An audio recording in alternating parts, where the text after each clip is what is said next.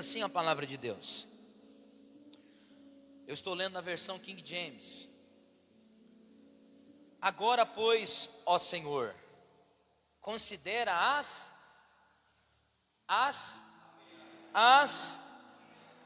ameaças deles e capacita os teus servos para proclamarem a tua palavra com toda a intrepidez.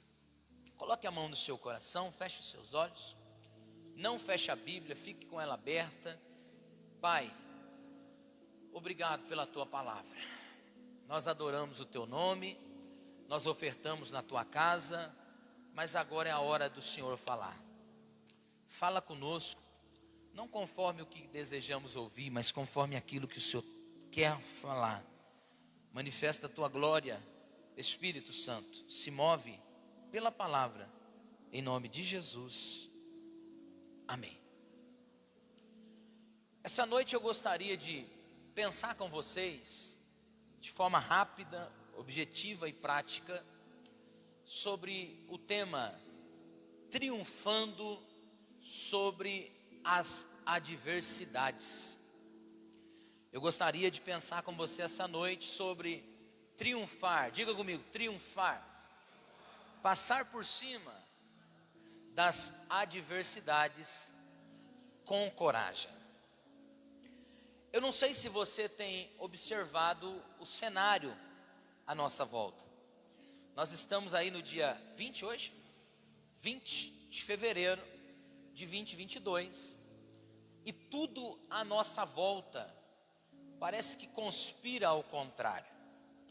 Nesse ano nós já ouvimos rumores de guerra, nós já estamos enfrentando catástrofes naturais e ainda temos de balde uma pandemia que não tem prazo para terminar. Nós estamos diante de um ano em que adversidades, diga comigo, adversidades vão fazer parte. Há quem diga que é tudo mil maravilhas e vai tudo bem, mas nós precisamos ser realistas. Nós precisamos olhar para a nossa volta com uma outra ótica. Sermos sensíveis o bastante para ver que nós estamos vivendo dias difíceis. E pasme os senhores, a tendência não é melhorar. Porém nós temos, à luz da Bíblia, exemplos, maneiras, práticas de como triunfar sobre estes problemas. Os problemas, desde que o mundo é mundo, eles fazem parte. E essa noite, eu gostaria de pensar com você sobre o que precisamos para avançar em meio aos conflitos e impedimentos que a vida nos apresenta. É bem provável que você conheça esse livro chamado Atos dos Apóstolos. A saber, este livro narra os primeiros acontecimentos da era cristã. Após a morte e a ressurreição de Jesus, aqui nasce a igreja. Não é o que alguém intitula como a igreja católica do mundo. Não, a igreja de Jesus é a igreja de Atos dos Apóstolos. A igreja que nasceu após a sua morte, a sua ressurreição e a descida do Espírito Santo. Porém, quando nós olhamos para este texto, nós vamos ver que os nossos pais, os nossos irmãos, os apóstolos, eles enfrentaram muitos, mas muitos desafios até que a palavra de Deus chegasse para nós. Este texto que nós lemos, ele é muito familiar, ele é muito conhecido, porque ele está narrando um momento difícil em que os apóstolos estão enfrentando. A saber, depois que Jesus ressuscitou, o Espírito Santo desceu, Atos capítulo 2, os apóstolos começaram a fazer milagres. Os apóstolos começaram a ativar e usar o nome de Jesus, e milagres, maravilhas, prodígios, sinais aconteciam naturalmente. É o que narra o livro de Atos. Atos capítulo 3, a Bíblia diz que Pedro e João, indo ao templo, eles frequentavam o templo e iam ao templo orar. Enquanto iam ao templo orar, eles se depararam com um homem coxo. Diga comigo, um coxo. Um coxo, um homem que não andava, um homem que estava à porta do templo há muito tempo pedindo esmola. E aquele dia diferente, ali passa por ele Pedro e João.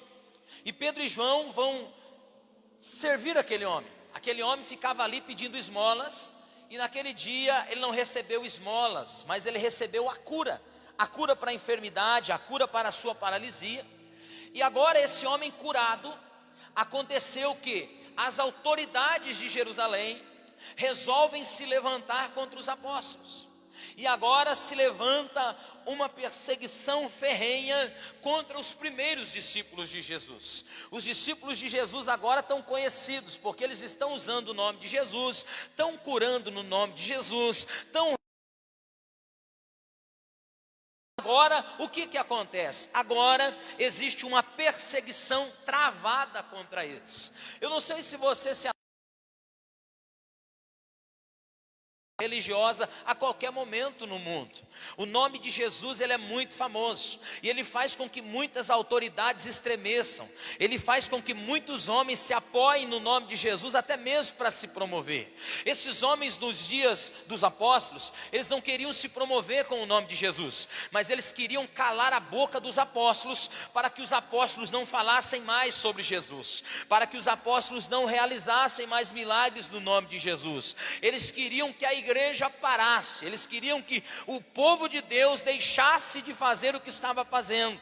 E a Bíblia diz que Pedro, muito enfurecido com esta atitude, ele faz uma indagação. Ele diz para eles: compete a mim servir a Deus ou obedecer a vocês? Compete a nós agradarmos a Deus ou obedecermos a vocês? Esse texto é comum e você pode ser que já tenha ouvido falar deste acontecimento. O que me chama a atenção, porém, dentro desse texto é que as perseguições sempre farão parte da minha vida e da sua vida.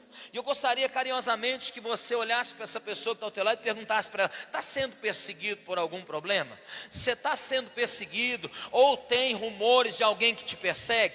Eu preciso te dizer o problema que está acontecendo com você. O problema é porque você é uma mensagem de Jesus. O problema é que a sua vida tem uma bandeira, e a bandeira que você carrega é a do nome de Jesus. E se você carrega a bandeira do nome de Jesus, meu irmão, se prepare para enfrentar guerra, se prepare para enfrentar oposição, se prepare para ter problema, porque isso sempre fez parte da trajetória cristã. Não vai ser diferente comigo e com você. Diga para ela: está mais tranquilo de saber que você carrega o nome de Jesus? E por carregar o nome de Jesus você vai ser perseguido? Nós vemos que o fato de carregarmos uma mensagem com o nome de Jesus irá trazer para nós sérios problemas.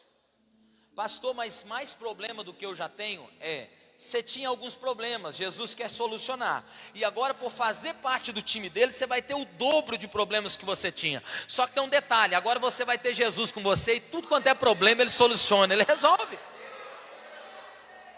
Muitas pessoas têm se achegado à fé cristã, e elas pensam que a vida cristã é um parque de diversões. Elas pensam que a vida cristã é mil maravilhas. Já dizia um hino bem antigo: pregadores, não preguem só as rosas, preguem também os espinhos. Pregadores, falem das maravilhas, mas também falem das dificuldades, porque o evangelho de Jesus, irmãos, ele é confrontador. O evangelho de Jesus nas nossas vidas, ele sempre trará problemas, quer seja familiar, quer seja no emprego, quer seja com pessoas à nossa volta. Nós sempre teremos embates por causa da nossa fé.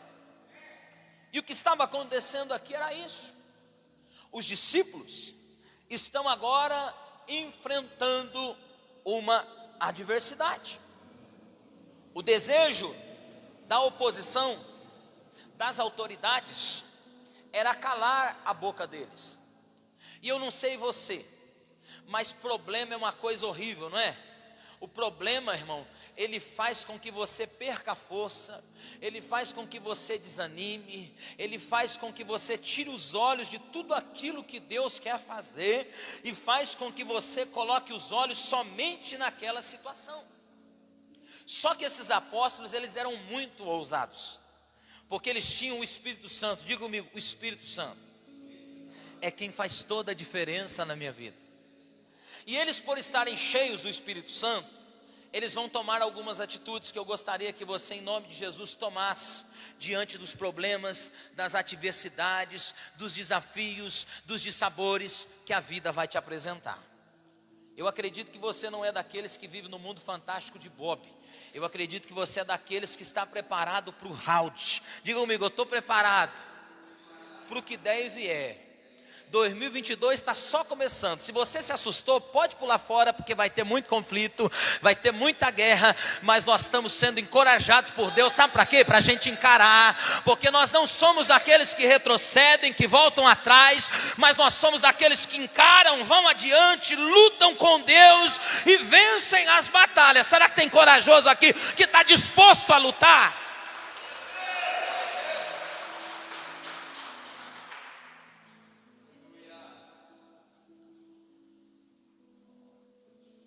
Os acontecimentos com os apóstolos, eles eram parecidos com os nossos, porque de todos os lados nós somos tentados, nós somos pressionados a desistir. E eu preciso te ensinar uma coisa. O Dr. Hernandes Dias Lopes diz que o diabo, diga comigo, o diabo é um pitbull na coleira de Deus. Ele late bastante, e se você der ouvido para o latido dele, você vai se sentir ameaçado e vai querer correr. O propósito das adversidades, dos problemas, são nos desestimular, nos enfraquecer, nos desanimar. As pressões da vida querem te fazer parar. Existem várias coisas acontecendo à nossa volta, e como pregador do Evangelho, eu preciso dizer para você, de vez em quando a gente fica intimidado, você sabia? De vez em quando a gente fica com medo, porque eu ouvi rumores de guerra, eu estou vendo catástrofes naturais. Aí você pega, por exemplo, Mateus capítulo 24, o princípio das dores. Aí você pega uma meia dúzia de loucos falando que o mundo vai acabar. Aí você fica com medo do amanhã, do futuro, do que vai ser. Você pira. Eu não sei você, mas tudo à nossa volta quer nos intimidar, quer nos colocar para baixo. Este é o propósito do diabo: paralisar você, te calar, fazer com que você desista, fazer com que você pare. Esta semana eu recepcionei alguém aqui que disse assim: eu estou esgotada, eu estou sem forças para lutar, eu não consigo mais. Eu disse a essa pessoa: mas o ano só começou, ainda tem tanta coisa boa para acontecer. E a pessoa me disse: não, mas eu estou sem força. Os problemas à nossa volta querem nos intimidar, mas eu acredito que você é corajoso.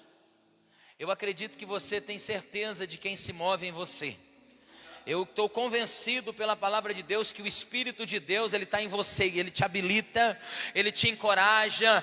Como Davi diz: o Espírito de Deus adestra as minhas mãos para a guerra.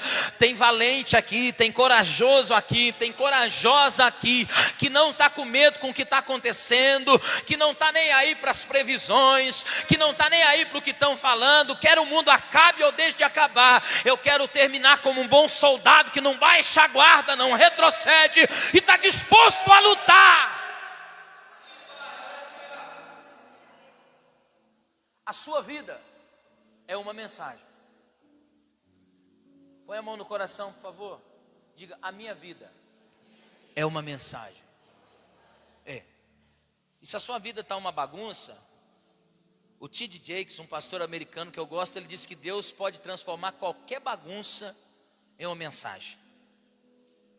A sua vida, diga comigo, a minha vida é uma mensagem. E se você é cristão, se você crê em Jesus, se você confessou Ele como seu Senhor, a mensagem que você carrega, sabe qual é? Sabe qual é a mensagem que você carrega? é sobre Jesus, é sobre quem Jesus é. Quando alguém olha para o seu relacionamento e as coisas, por mais que estão difíceis, você consegue ficar com a sua esposa, você não abandona o teu negócio, você não quer colocar uma corda no pescoço, você não joga a toalha, não quer parar. Sabe o que as pessoas querem saber? O que é que essa pessoa acredita, o que essa pessoa toma, qual é o antídoto que mantém ela de pé, porque olha quanto problema que ela tem, olha quanta luta, quanto desafio, mas olha ela celebrando, olha ela feliz, olha ela contente, olha ela encarando as lutas da vida, porque ela acredita em Jesus. A sua vida carrega uma mensagem, e o fator carregar uma mensagem sobre Jesus vai trazer muita oposição, vai causar a você muitas adversidades, e para isso nós precisamos de algumas atitudes. Diga: Deus, me ajuda a tomar atitudes diante das adversidades. Se você está com a Bíblia aberta, você vai ver que os apóstolos no capítulo 4 e o verso 23, eles fazem uma coisa que muita gente quando entra em conflito não faz. Eles fazem, vocês estão me ouvindo bem aí? Eles fazem uma coisa que muita gente em conflito não faz. Olha o que eles fazem. Verso de número 23. A Bíblia diz que assim que foram soltos, Pedro e João buscaram a companhia dos seus. A primeira coisa que você deve fazer diante das adversidades é buscar companhia dos seus irmãos, dos seus amigos, da sua família. Você não é uma ilha, você não deve se isolar, você não pode pensar que está solitário e é o último problema do mundo. Você sabia que existe uma estatística que diz que toda pessoa que se endivida é porque ela não tem um feedback ou com a sua esposa, ou com o seu esposo, ou com alguém que está à volta dela, com quem ela possa abrir o coração? Você sabia? Você sabia que as pessoas com maior índice de doenças emocionais e que pensam em tirar a vida são pessoas que vivem isoladamente? Não tem um ombro amigo para chorar, não tem uma pessoa com quem ele possa repartir as dores e o sofrimento que ela está enfrentando. Porém a Bíblia diz que esses homens tomaram uma atitude diante das adversidades. O que eles fizeram, gente? Buscaram companhia. Eu preciso te dizer, sozinho você pode até ir, mas juntos nós podemos ir mais longe. Junto de alguém, a Bíblia diz que o cordão de 3 dobras não se quebra facilmente. É melhor serem 2 do que 1, porque se um cair, o outro levanta. Querido, você não deve se isolar diante dos seus problemas. Problema também é coisa para a gente repartir. Sabia? Jesus disse que nós devemos carregar os fardos um dos.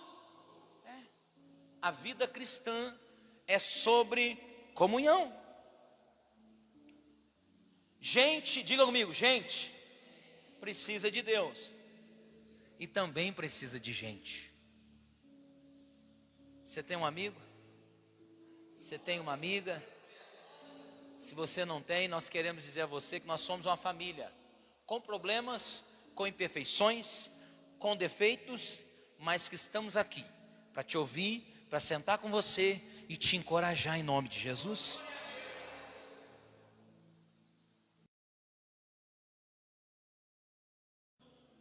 Você que está aqui esta noite, que nos visita pela primeira vez, você precisa de uma família, de um teto para você pertencer espiritualmente.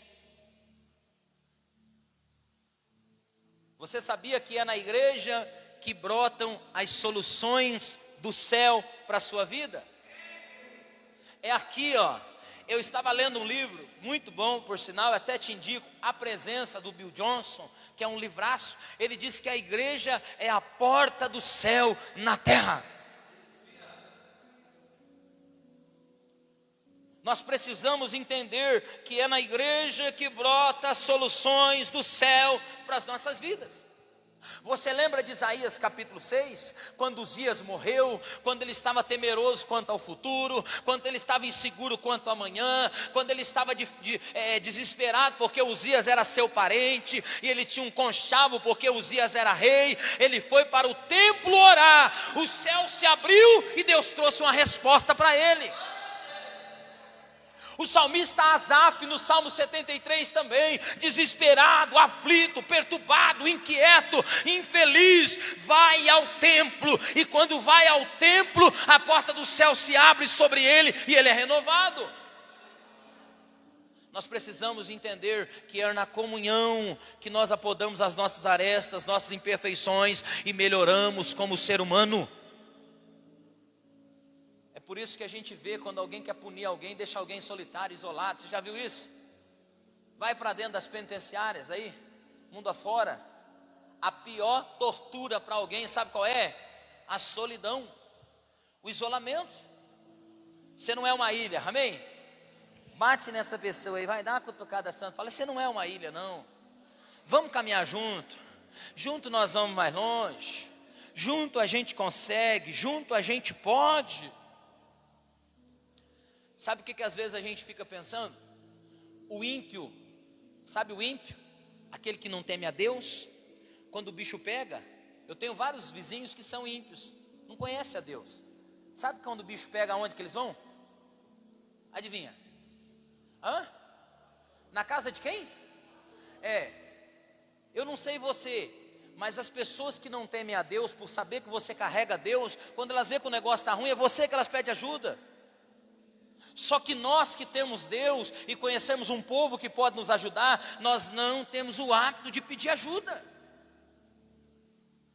Nós estamos falando aqui na igreja muito sobre chegar primeiro, sobre antecipação, quem chega primeiro governa, e o nosso povo, a cultura brasileira é a cultura de deixar tudo para a última hora, quando a casa cai, quando o casamento acaba, quando a pessoa se endivida, aí sabe o que ela faz? Ela te procura. Quando o leite derrama. Pastor, mas não tem mais jeito quando derrama? A gente consegue recomeçar e te ajudar no recomeço, mas é muito melhor você procurar e pedir ajuda antes que a corda arrebente. Nós estamos falando aqui nas quarta-feiras sobre cuidar da saúde emocional. Você precisa cuidar da sua vida emocional. Meu amigo, se você vê que o negócio não está legal, em nome de Jesus, pede ajuda. Paulo, na segunda carta aos Coríntios, no capítulo 7, se você quiser acompanhar, eu quero ler com você a atitude de Paulo diante das dificuldades. Segunda carta de Paulo aos Coríntios, capítulo 7, os versículos 5 a seguir. Olha o que diz a Bíblia. Segunda carta de Paulo aos Coríntios. Aqui nós amamos a palavra, amém, irmão? Eu vou até meia-noite, amém? Você fica, eu vou embora, em nome de Jesus. Verso 5. Pois nem quando chegamos à Macedônia tivemos descanso, pelo contrário, em tudo fomos atribulados externamente, lutas internamente, temores. Olha o verso 6. Deus, contudo, que consola os abatidos, sabe o que ele fez? Consolou-nos com a chegada de Tito. Você sabia que um amigo é mais chegado que um irmão no momento do infortúnio? Você sabia que ter alguém ao seu lado no dia da adversidade é muito valoroso? Eu na pandemia, no pico da pandemia, fui convidado por uma pessoa para mim ir na despedida da esposa. Você lembra disso ali no Rosa Mística? Nós chegamos ali, e aquele homem estava perdido. Dentro do lockdown, nós não podíamos se mover para lado nenhum, mas não tinha um parente dele naquela hora. Fomos nós, o caixão e ele. Mas não estava podendo ver lá ninguém. Não é. Ele entendeu que nós poderíamos ser um ombro amigo para ele naquele momento de desespero. Jesus sempre apresentará um amigo para você em dias infortúnios. Deus sempre colocará uma pessoa na sua vida diante das adversidades. Você pode louvar a Deus pela vida de alguém que Deus colocou no seu caminho no momento de dor e de dificuldade. Segunda atitude, se você quiser olhar na Bíblia, o versículo 24 e o versículo 26 diz muito sobre a segunda atitude que eles tomaram diante das adversidades. Verso 24: ao ouvirem esse relato, sabe o que eles fizeram? Os irmãos unânime elevaram a voz a Deus e exclamaram. A segunda coisa que você deve fazer diante das adversidades é orar sem cessar. Ore. Diga para essa pessoa: ore. Ore, irmã. Ore, irmão. É oração. A oração é uma arma de guerra. Você pode dobrar o seu joelho moído. Se você passar 5 minutos com o coração aberto diante de Deus, você levanta encorajado. Quando nos curvamos diante de Deus, nós nos levantamos diante dos homens, perdemos os medos das ameaças e enfrentamos qualquer problema. O homem mais terrível em guerra que a Bíblia apresenta se chama Davi, ao ponto da espada colar na mão de Davi. Davi era forte diante dos homens, e fraco diante de Deus. Forte diante dos problemas e fraco diante de Deus. Eu vejo gente muito brava, sabe, esbravejando por aí, batendo porta, quebrando as coisas, metendo o pé no pau da barraca. Querido, você precisa orar.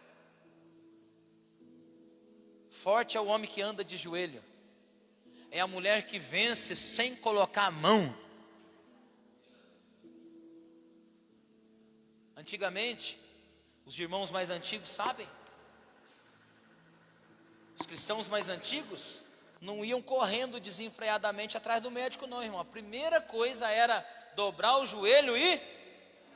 Você dobra o joelho para orar? Você se inclina diante de Deus? Porque quem se inclina diante de Deus, sabe, fica de pé diante de qualquer problema que a vida apresenta. O problema é que às vezes a gente não tem essa humildade de se dobrar diante de Deus. Diante das adversidades, se dobre, ore. Como que está o nível de oração na sua vida? Tem oração, irmão, que não espanta nem mosquito. Mas tem oração que você vê a pessoa fazendo, às vezes ela não mexe nem os lábios como Ana, mas o céu se move, Deus responde, cadeias se quebram, o sobrenatural acontece. Terceira coisa que você precisa entender diante das adversidades, está aí no verso 27 e no verso 28. De fato, Herodes e Pôncio Pilatos reuniram-se com as nações pagãs e os povos de Israel nessa cidade para conspirar contra o teu santo servo Jesus. Entenda uma coisa de uma vez por todas. Entenda uma coisa: a maldade nunca frustrará os planos de Deus. A maldade nunca frustrará os planos de Deus. Se você está observando o texto, aqui foi feita uma conspiração tão grande, porque Herodes e Pôncio Pilatos, eles eram inimigos, mas por causa de Jesus, irmãos, eles se tornaram até amigos. Sabe para quê? Para destruir Jesus. Eu preciso te dizer e te ensinar uma coisa: existem forças contrárias que se unem umas às outras para nos destruir. Antigamente falava-se das reuniões que faziam num campo espiritual para acabar com a vida de alguém. Isso acontece, querido. Eu preciso te dizer, existe uma batalha cravada aqui para você entrar por aquelas portas, para você ser bem sucedido nos seus negócios. Só que você precisa entender, quem vence não é o mal, quem vence é Deus. Entenda de uma vez por todas: maldade nenhuma frustra os planos de Deus. Eles tentaram fazer isso contra Jesus, contra os apóstolos de Jesus, mas isso não mexeu em nada no plano que Deus tinha para eles. Eu tenho uma palavra de Deus para o teu coração. Pode o inferno estar fazendo reunião, se reunido para acabar com você, com a tua família, com os teus negócios, com os teus projetos, com os teus sonhos. Se você tiver Deus, eles podem chamar reforço, porque maior é o que está conosco do que está com eles, e nós seremos vencedores. Diga: em Cristo Jesus, eu sou mais que vencedor. Você é mesmo? Ou você é daqueles que falam assim: ai, o apóstolo dessa igreja que era aqui antes, ele fala: estou sendo perseguido. Ai, glória a Deus que você está sendo perseguido, irmão. Você está sendo perseguido, é sinal que você está no caminho certo. É sinal que você está brigando com o inferno. É sinal que você tem Deus ao teu lado. É sinal que você não sairá derrotado, porque o povo de Deus é o povo mais vitorioso debaixo dessa terra. Nós vemos aí, clubes se levantam, ganham alguns torneios, daqui a pouco perdem. O time de Jesus nunca perdeu uma, irmão. A fé não aceita derrota. Às vezes demora, é travada. Eu não sei você, mas às vezes no mundo espiritual a gente escuta até o barulho da espada, sabe? Pastor, mas o senhor é meio maluco. Não, não é não, irmão. Tem batalha que é travada. É barulho de espada para todo lado, mas Paulo nos ensinou, sabe o que? A nos vestirmos de toda a armadura de Deus, colocando o capacete, colocando a couraça, calçando os pés, pegando o escudo e lutando com a espada que é a palavra de Deus. Alguém entende a voz de Deus aqui essa noite? Pode celebrar Ele.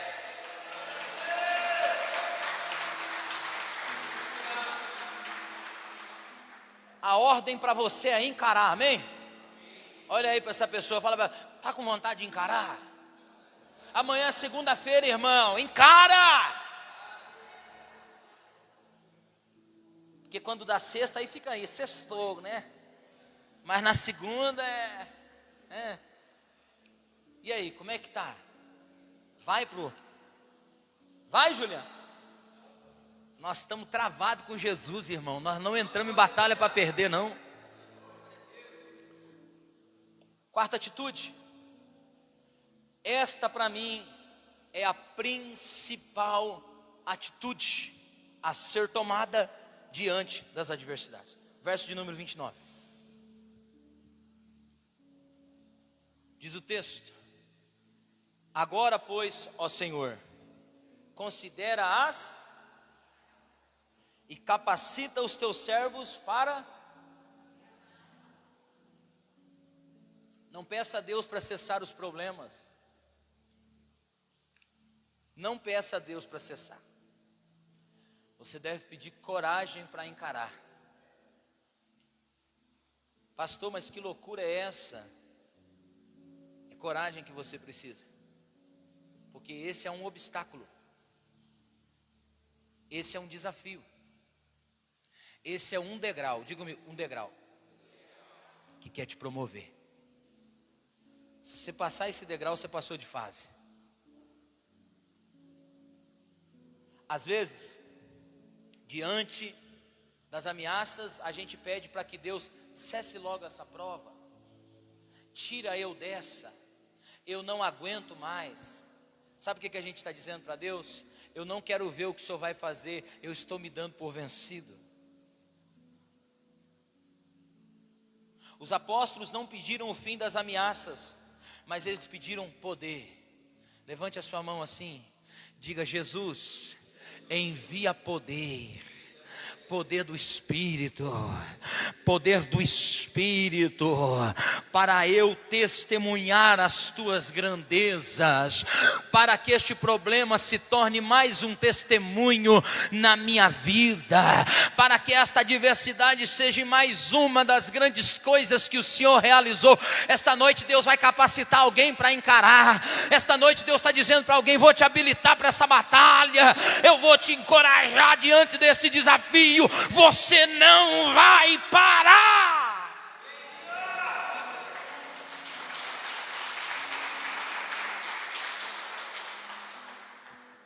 Acontece que às vezes as nossas orações, sabe o que elas fazem?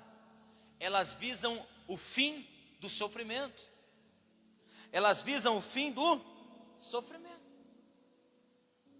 E às vezes nós não pedimos poder, nós perdemos a visão do propósito de Deus em nossa dor. Sabe esse teu problema? Sabe essa tua dor? Tem um propósito por trás dela. Eu não vou descobrir, mas Deus pode te revelar. Como disse o Albert Einstein, Deus não joga dados, Ele não desperdiça nada. Nada, absolutamente nada. Deus não vai desperdiçar essa dor. Deus não vai desperdiçar esse sofrimento. Deus vai usar tudo isso. Deus vai usar tudo isso. Isso é uma matéria-prima para Deus fazer algo grande. Isso é uma matéria-prima para Deus fazer algo grande na sua vida e o nome dele ser glorificado. Você já entrou em prova que você pediu para Deus: cessa logo ela porque eu não aguento mais? Quem aqui já fez isso?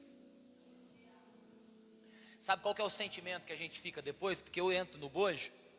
É o sentimento de derrota. Sabe aquele sentimento que você pensa assim: eu poderia ter tentado, eu poderia ter ido mais longe, eu poderia ter acreditado. Eu já vivi esse dilema de estar diante de uma prova e dizer para Deus: cessa ela porque eu não aguento. E depois que saí da prova, senti Deus dizendo para mim: você foi reprovado.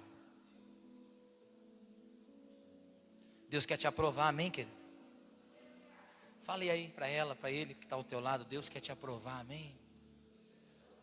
Deus quer te aprovar. Você é um bom aluno. Essa prova faz parte do degrau de subida que você tem para subir. Isso vai fazer você crescer, vai te habilitar, vai te empoderar, vai te tornar maior. Não peça o fim dela, não.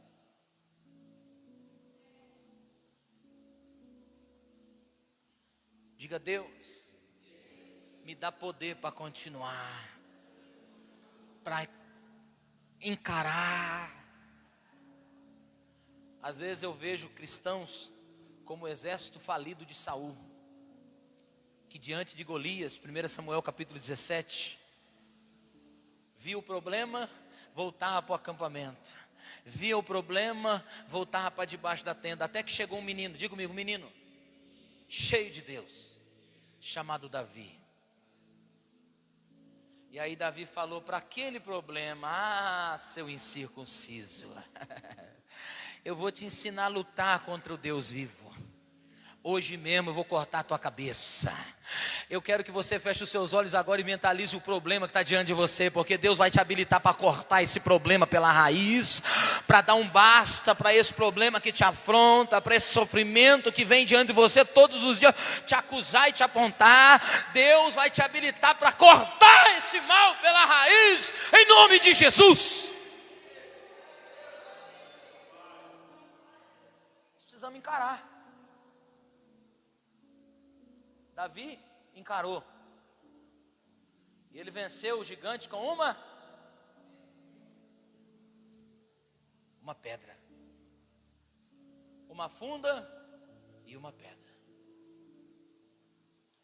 Quinta atitude que você deve tomar diante das adversidades.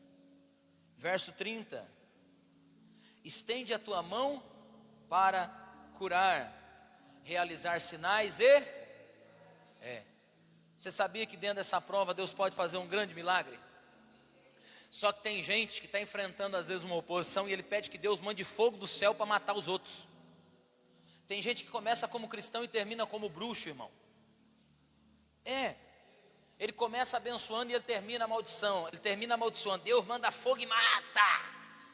Deus dá veneno para aquela peste tomar, que eu quero que ela morra. Não peça vingança, peça milagre. Diga: Deus, estende a tua mão para fazer milagre, para curar, para libertar, para transformar, para restaurar. Ei, Deus é especialista em transformar a maldição em bênção, a mudar o quadro. Não peça uma vingança de Deus, mas peça que Ele estenda a mão e faça algo maravilhoso. Os discípulos, certa feita, no caminho de Samaria, disseram assim: Jesus, por que o Senhor não manda fogo e não mata todo esse povo aí? Porque de vez em quando a gente fica mesmo com essa síndrome, sabe? Essa síndrome de bruxo. Mata, fulmina. Querido, pede um milagre. Diga: Deus, eu quero ver milagre. Você já viu milagre? Você já viu milagre? Se você não viu, se você ainda não viu nenhum milagre, você está diante de uma oportunidade de você ver um milagre. E por que você quer que esse problema saia? Por que você quer que essa situação cesse? Sendo que você está diante de uma adversidade que pode ser transformada em um grande milagre para a exaltação de Deus.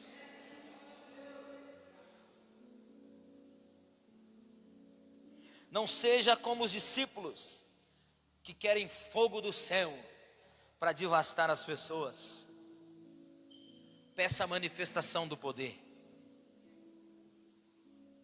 A manifestação é melhor do que a vingança. Deus diz que minha é a ira, minha também é a vingança. Eu preciso te dizer que aonde opera a ira do homem, não entra a justiça de Deus. Deus estava querendo te justificar, mas você é tão brabo, tão valente, que você está lutando com o teu braço e não conseguiu nada. 6. Sexta e última atitude a ser tomada. Está no verso de número 31.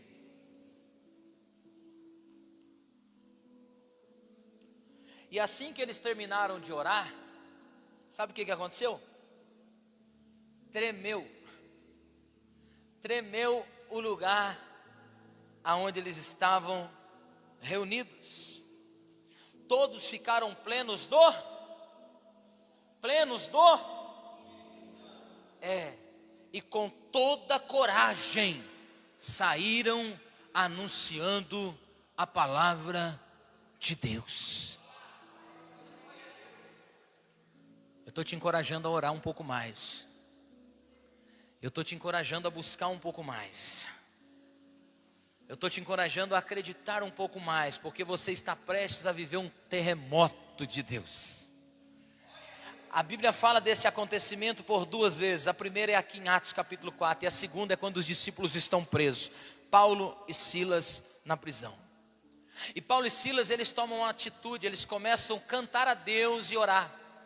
E quando eles começam a cantar louvores a Deus e a orar, sabe o que aconteceu? Deus enviou um terremoto que mexeu nas estruturas, nos alicerces daquela prisão, e as cadeias se quebraram. Deus está querendo falar para alguém: você vai orar e eu vou mover. Você vai orar e eu vou me manifestar. Você vai clamar e eu vou enviar o reforço que você precisa. Deus está querendo ouvir a voz de alguém aqui essa noite e enviar o Espírito Santo.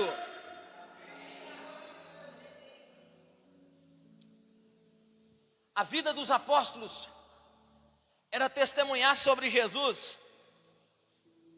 E em resposta à oração deles, diga-me, a casa ficou cheia da glória de Deus. tremeu a casa. Não, mas não era ninguém jogando panela, fogão, geladeira, não, era o Espírito de Deus chacoalhando as estruturas. Porque tem coisa, irmão, que Deus precisa mexer nas entranhas, tem coisa que Deus precisa mexer no alicerce, tem coisa que Deus precisa mexer internamente, porque externo não muda nada, externo é paliativo, mas aqui hoje o Espírito de Deus está falando com alguém: vou mexer internamente, vou mexer nas estruturas, vou abalar o teu interior, vou mudar a tua história. Será que alguém acredita nessa palavra e consegue celebrar Deus?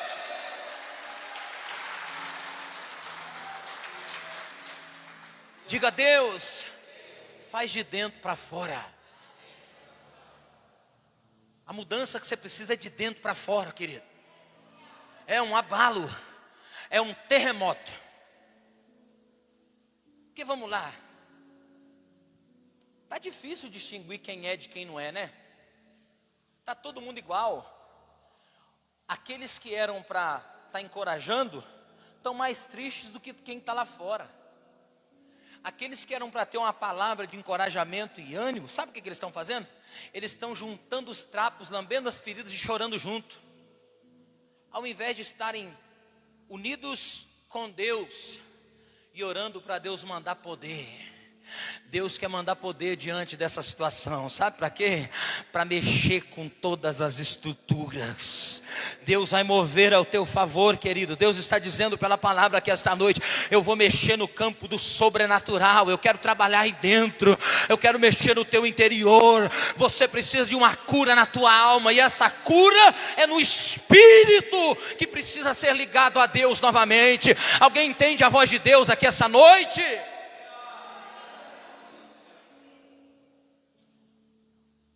Toda vez que a oração coaduna com o propósito de Deus, sabe o que acontece? O céu se abre e a terra estremece. O céu se abre e a terra estremece. Eu quero que você fique em pé, por favor. Cadeiras quebrar, você vai encontrar esse louvor para mim. Essa noite Deus está encorajando alguém, sabe a quê? A buscá-lo. Deus está encorajando alguém a buscá-lo. Amado, eu preciso te dizer que quanto mais, aqui Douglas, quanto mais a pressão aumenta, sabe o que acontece quando a pressão aumenta? Pergunta o quê? Quanto mais a pressão aumenta, pergunta o quê? Quanto mais a pressão aumenta, mais Deus aparece.